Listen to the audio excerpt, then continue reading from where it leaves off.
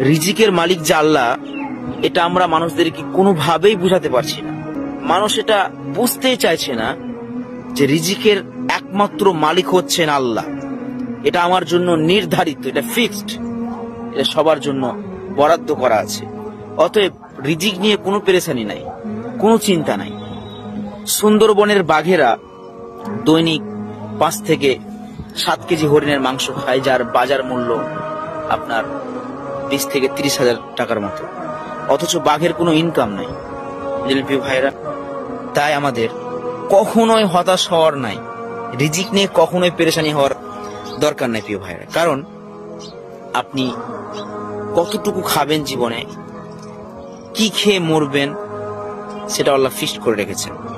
আপনার ভাগ্যে যদি একটা দানা লেখা থাকে, তো ওটা না খেয়ে আপনার মৃত্যু হবে না। ওটা না খাওয়ার আগে আপনার মরণ হবে না। তাহলে রিজিকটা এটা সম্পূর্ণ আল্লাহর হাতে এবং এটা ফিক্সড। তাই হকের ওপর অবিচল থাকবেন, হক কথা বলতে ভয় পাবেন না। তাতে আপনার চাকরি চলে যাক, তা কি হয়েছে?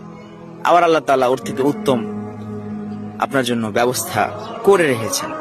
অতএব চিন্তার কোনো কারণ নেই, হতাশার কোনো কারণ নেই। চেষ্টা চালিয়ে যান, আল্লাহ সুবহানাহু ওয়া তাআলা আপনাকে অগণিত রিজিক দান করবেন। আল্লাহ যাকে চান বেহিসাব রিজিক দান করেন। তাই প্রিয় ভাইরা, রিজিকের একমাত্র দায়িত্ব আল্লাহ তাআলার হাতে।